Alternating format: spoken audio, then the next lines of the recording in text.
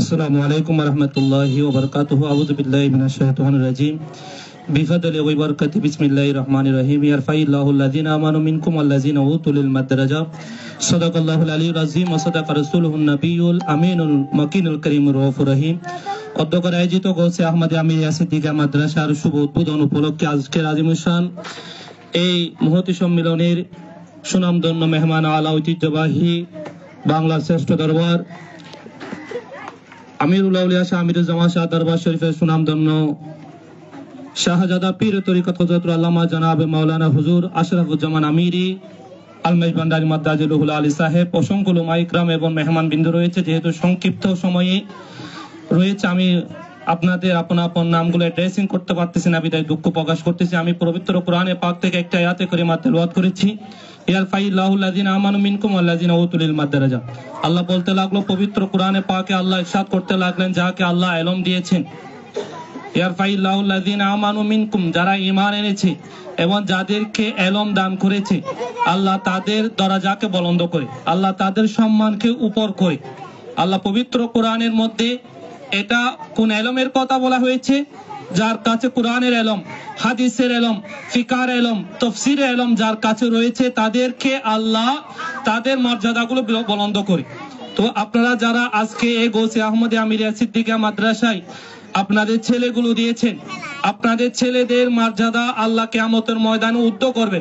শুধু আপনাদের ছেলেদের মর্যাদা আল্লাহ উপর করবে তাই নয়, কাল কিয়ামতের ময়দানে আপনি আলেমের মা হিসাবে, আপনি যে আপনার সন্তানকে কষ্ট করে আলেম বানিয়েছেন, আপনি যে আপনার সন্তানকে মেহনত করে মাদ্রাসায় পাঠিয়ে আলেম করেছেন, কাল কিয়ামতের ময়দানে আপনাকেও আল্লাহ আলেমের মা হিসাবে স্বর্ণের মুকুট আপনাকে পরাবে। তাহলে যারা মাদ্রাসা পড়ায়, শুধু মা বাবাকে আল্লাহ এতটুক বলে শেষ করে নেই, শুধু মা বাবাকে আল্লাহ স্বর্ণের মুকুট পরাবে শুধু তাই নয়, একজন আলেম যদি কবরস্থ হয়, কোন কবরস্থানে যদি একজন আলেম কবরস্থ হয়, আলেমটা শরীয়তের আলেম হতে হবে, আলেমটা সুন্নি ঘরানার আলেম হতে হবে। যে আলেমের মধ্যে হুব্বে রাসূল রয়েছে, যে আলেমের মধ্যে আল্লাহর ওলির মহব্বত রয়েছে, যে আলেমের মধ্যে ঈদ মিলাদুন নবীর মহব্বত রয়েছে, যে আলেমের মধ্যে হুজুর গৌসে পাকের মহব্বত রয়েছে, যে আলেমের মধ্যে হুজুর গৌসুল আজম মেশ ভান্ডারীর মহব্বত রয়েছে, যে আলেমের মধ্যে আমিরুল আউলিয়া আমিরুজ্জামান শাহর মহব্বত রয়েছে, যে আলেমের কাছে শাহিন শাহী সিরকুটের মহব্বত রয়েছে, ওই আলেম যদি কবরস্থ হয়, হাদিসে পাকের মধ্যে রয়েছে ওই আলেমের কারণে এই আলেমের ডান পাশে 40টা কবরের আল্লাহ আযাব মাফ করে। বলুন না সুবহানাল্লাহ। কবরের মধ্যে আলেম দফন হয়েছে একজন, ওই আলেমের ডান পাশে যতগুলো 40টি কবর রয়েছে, ওই 40টি কবরকে আল্লাহ নূরে নূরান্বিত করে দেয়। ওই আলেমের বাম পাশে আর 40টি কবরকে আল্লাহ নূরে নূরান্বিত করে দেয়। ওই আলেমের মাথার উপর দিকে 40টি কবরকে আল্লাহ নূরে নূরান্বিত করে দেয়। ওই আলেমের পায়ের নিচে পায়ের দিকে 40টি কবরকে আল্লাহ নূরে নূরান্বিত করে দেয়। তাহলে এলাকায় যদি একজন আলেম হয়, ওই আলেমের কারণে কবরের মধ্যে 160 জন কবরের আযাব মাফ হয়ে যায়। বলুন না সুবহানাল্লাহ।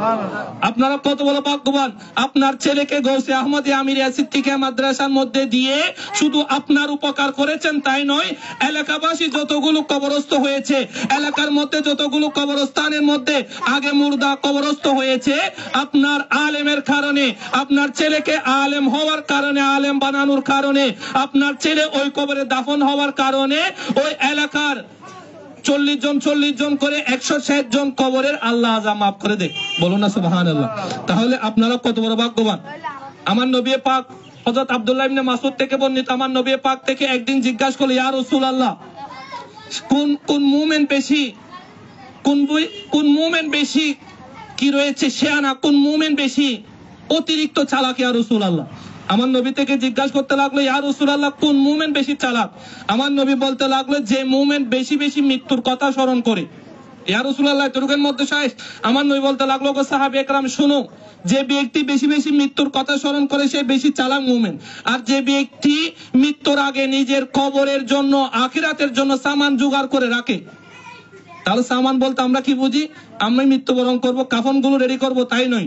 আমি মৃত্যুবরণ করার আগে আমাকে গোসল করার জন্য বদানা রেডি করে রাখবো তাই নয়। আমাকে গোসল করানোর জন্য গরম গরম পানি দেওয়ার জন্য পাত্র রেডি করে রাখবো তাই নয়। হুজুর কি এটা? যে ব্যক্তি মৃত্যুর আগে তার মৃত্যুর কথাকে বেশি বেশি স্মরণ করে কবরের শান্তির জন্য, আখিরাতের শান্তির জন্য যে বেশি সামান জোগাড় করে রাখে, রেডি করে রাখে। সামান বলতে কি? আপনার কিছু আত্মিক মাদ্রাসা দান করা, আপনার কিছু টাকা পয়সা আল্লাহর ঘর মসজিদে দান করা, আপনার কিছু টাকা পয়সা কোন জায়গায় প্রতিষ্ঠান হচ্ছে, আহলে সুন্নাত ওয়াল জামাতের উপর প্রতিষ্ঠান হচ্ছে, ওই প্রতিষ্ঠানে যদি আপনি কোনো দান করে যান, কোনো কিছু দিয়ে যান, এটা কাল কিয়ামতের ময়দানে আপনার মৃত্যুর সামানা হয়ে রেডি হয়ে থাকবে। বলুন না সুবহানাল্লাহ।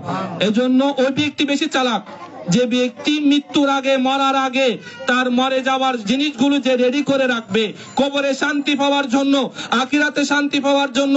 যারা মসজিদ, মাদ্রাসা, আল্লাহর ঘর, নবীর ঘরে দান করবে তারাই হচ্ছে চালাক মুমিন। বলুন না সুবহানাল্লাহ। এজন্য এই প্রতিষ্ঠানের মধ্যে যারা আপনাদের ছেলে মেয়ে দিয়ে এই প্রতিষ্ঠানে ভরপুর করেছেন, অনেকে জায়গা দিয়েছেন, বিশেষ করে আমার হুজুর আল্লামা ইকবাল হোসেন সিদ্দিকী আমিরি আল মেজবান রায় তার মামা জানো পাশে জায়গা যেটা রয়েছে এটা মাদ্রাসার জন্য দান করে দিয়েছেন। বলুন না সুবহানাল্লাহ। তাহলে বোঝা যাচ্ছে সে চালাক মানুষ। সে বলতে লাগলো আমি মারা গেলে এই সম্পদ কাবে কে?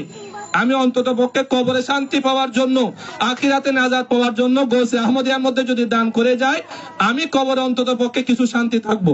এরকম অনেকে এই মাদ্রাসার জন্য সহযোগিতা করেছেন। যারা সহযোগিতা করেছেন আমি আপনাদেরকে মুবারকবাদ জানাচ্ছি। যারা সহযোগিতা করার জন্য নিয়ত করেছেন তাদেরকে আমি মুবারকবাদ জানিয়ে আমার অগোছালো বক্তব্য এখানে ইতি টানলাম। ওয়া মা আলাইনা ইল্লাল বালাগ। আসসালামু আলাইকুম।